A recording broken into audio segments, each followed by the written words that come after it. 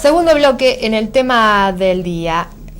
La mega causa, estamos hablando dentro de la justicia federal, está investigando varios delitos cometidos por la última dictadura.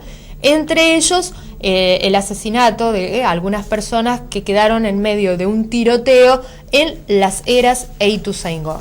Esta siesta hubo novedades en la causa. Claro, hubo un reconocimiento en el lugar porque, si bien la historia oficial habla de un tiroteo, un enfrentamiento, en realidad fue un fusilamiento. O sea, fusilaron a quienes vivían en estos departamentos, algunos que formaban parte en ese momento de agrupaciones políticas y otros vecinos, por eso estuvieron familiares inclusive de una de las mujeres que falleció, la señora Carlen, que viven actualmente en Mendoza, estuvieron hoy haciendo este reconocimiento.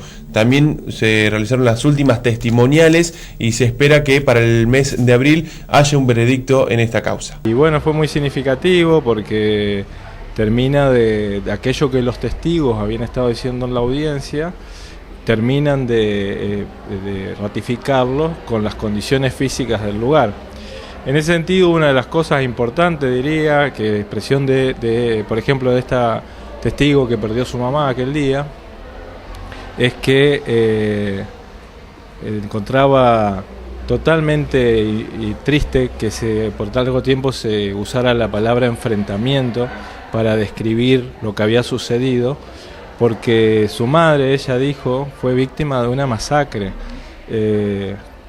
Todo lo que describían ellos sobre los impactos y la dirección que traían los proyectiles de los impactos era de los atacantes hacia las personas de la vivienda y nada en otros sentidos. ¿Qué instancia se encuentra de la causa en este momento del proceso? Bueno, hoy por transmisión satelital se dio el último testimonio de la causa. Fue también de un vecino de la masacre de Ituzaingó Las Heras, que también dio en este sentido muchas precisiones de cómo fue lo feroz de este ataque. Y las próximas semanas ya se está en una etapa final del juicio porque van a ser los alegatos de las partes acusatorias en distintas jornadas. Es una causa donde hay que alegar sobre una gran cantidad de casos, son 53 víctimas, y luego las defensas, así que durante lo que queda del mes de marzo y principios de abril será esta etapa de alegatos previa a la decisión del tribunal sobre las condenas. ¿Quizás en abril ya haya una condena? Sí, entendemos que es posible que el tribunal dé a conocer la decisión como veredicto, es decir, posteriormente los fundamentos, pero antes de finalizar abril quizá eso ya lo conozcamos. Y hace minutos nada más arrancó en la sede de SADOP una charla vinculada al tema de los delitos de lesa humanidad y las causas que se están llevando adelante en diversas provincias. En esta oportunidad y en el marco de esta charla tuvimos la opción de hablar con el fiscal de la provincia del Chaco, no solamente para conocer cómo avanzan las causas, sino para preguntar algo que tiene preocupación, obviamente, y básicamente con el cambio de política a nivel nacional. Claro, porque el Ministerio de Justicia y Derechos Humanos de la Nación fue cerrando, si se quiere, algunas direcciones o algunos programas que acompañaban a estos juicios de lesa humanidad. Si bien el Secretario de Derechos Humanos garantizó que van a seguir acompañando a las querellas y a las diferentes víctimas, hay dudas en aquellos que vienen desde hace varios años en estos procesos. La misma circunstancia, ¿no?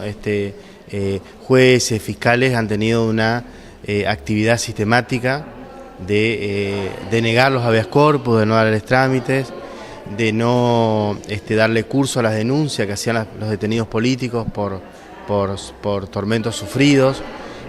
Han colaborado en muchos casos también en legitimar las apropiaciones ilegales que se llevaban adelante, y en todo eso el rol del Poder Judicial a nivel nacional se podría decir que tuvo la tarea de legitimar de alguna manera lo que fue el terrorismo de Estado en la Argentina, ¿no? Estos procesos que usted ya viene realizando, hoy, no sé si le compete a usted opinar de esto, pero con un cambio de poder político, ¿corren riesgo? ¿Están garantizados? ¿Ustedes tienen que hacer un trabajo arduo para continuarlo?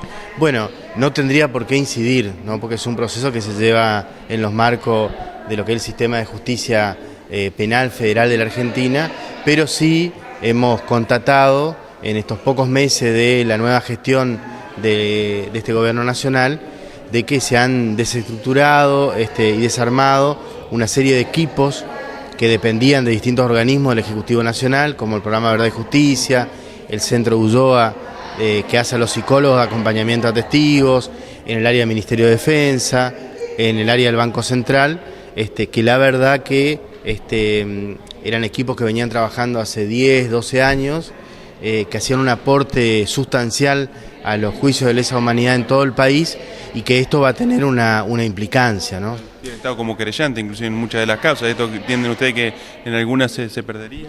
Bueno, en realidad, en el caso de los querellantes que representan a la Secretaría de Derechos Humanos de la Nación, han tenido una reunión el pasado viernes con el Secretario de Derechos Humanos de la Nación y en principio en esa reunión se les comunicó que continuaban con las querellas en los distintos lugares del país, sin mayores precisiones, sí, al trabajo que vienen realizando, pero en principio se mantienen las querellas. ¿Cómo les va? Buenas noches. Hoy fue un día de cierre de semana bastante movidito porque hubo que mirar varias variables y el mercado le prestó atención, por ejemplo, a lo que ocurrió en la bolsa, pero fundamentalmente a lo que ocurría en pizarras con el dólar oficial, que en definitiva terminó bajando.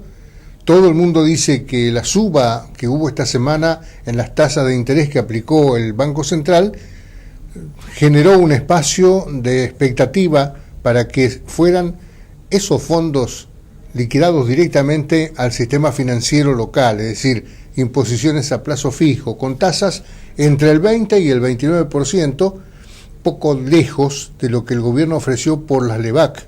Estamos hablando de casi el 38%.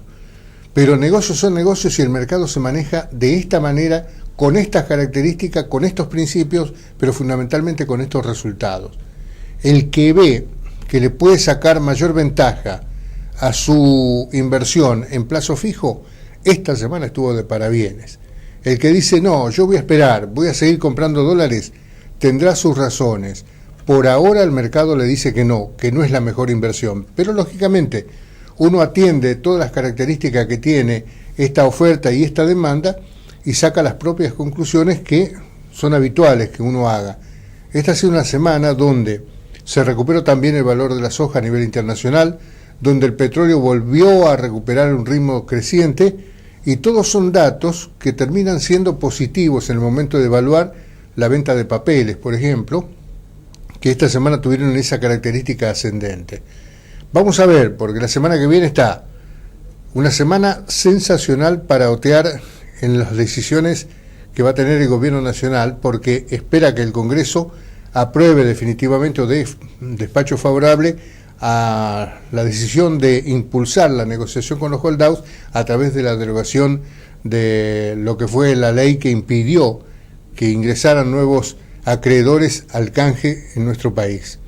Esta circunstancia va a marcar un antes y un después, no tenga dudas, porque evidentemente a partir de allí sabremos si volvemos a especular con la posibilidad de reinsertarnos en el mundo financiero internacional o seguimos haciéndola de entrecasa.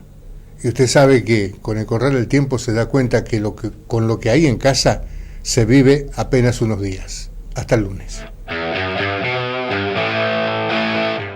Jorge es un vecino de Rizo al Mil. Él fabrica plástico líquido. Exactamente, tritura, todo lo que tiene que ver con los plásticos, sobre todo que provienen de las computadoras, las carcasas que quedan de las computadoras, y a partir de un método que él ha logrado, hace plástico líquido. Una nota que hace algunos años ya inclusive Mariano Bravi nos contaba y nos mostró aquí en el canal. Hoy lo fuimos a ver, pero no precisamente por por su trabajo, por su fabricación, sino por un incidente que sufrió cuando le arrojaron dentro del taller una bomba incendiaria. Y el problema ocurrió cuando fueron a buscar auxilio a la comisaría octava. Sí, que está solo una cuadra y media de la casa donde viven en Rizo al Mil, y la policía no actuó como pretendían obviamente las víctimas, por eso inclusive elevaron su queja al Ministerio de Seguridad.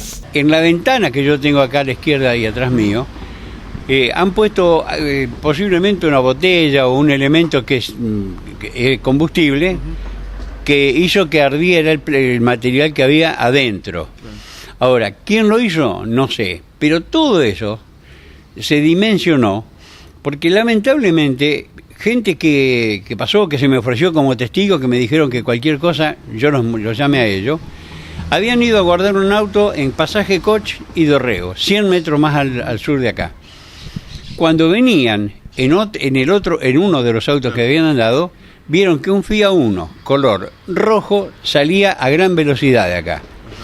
Vieron fuego en la ventana y dieron aviso a la policía. El policía que lo atendió, que no sé quién es, les contestó que ellos eran policía, que no tenían nada que ver, que llamáramos los bomberos.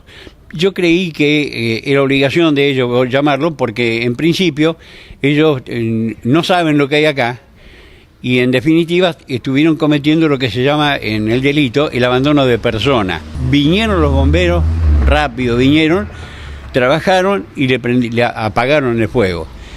Pero no. ¿El fuego atacó solamente o alcanzó aquí la parte No, me quemó los electroventiladores del auto que tengo acá, me quemó las unidades ópticas, el paragolpe, quemó una rueda auxiliar, una bicicleta, el tablero de circuitos que yo tengo de la corriente eléctrica. Es decir, esto hubiera sido mucho peor de no haber podido forzar el portón y de no haber tenido la suerte de que esta gente me ayudara con el matafuego y llamado a los bomberos. Lo que yo no entiendo es por qué la desidia de que no le corresponde que llamen a los bomberos. Me parece a mí que lo razonable, cuando ellos pasan a pedir para la cooperadora, no preguntan qué es lo que yo voy a hacer y para qué lo voy a usar. O sea, ¿llamaron al 911 o acá en la seccional octava que está muy cerca, dicho sea de paso? No, claro, nosotros leímos, es decir, yo o llamaba al 911 o llamaba a la seccional, pero fueron personalmente. O sea, que fueron personalmente a la comisaría y le dijeron, no, llamen a los bomberos. Llamen a los bomberos. Bueno, ellos llamaron a los bomberos y llamaron al 911. Entonces, vino el 911, vino la gente de bomberos y claro, cuando ya estaba todo concluido, como quien dice, aparecieron a pedir los datos para hacer el sumario. Previamente, nada. O sea, que la policía siempre llega tarde. Yo quisiera que alguna vez llegue con tiempo, porque si aquí hubiera habido, esto se hubiera extendido, no estaríamos conversando nosotros y seguramente ya hubiera habido 4 cajones.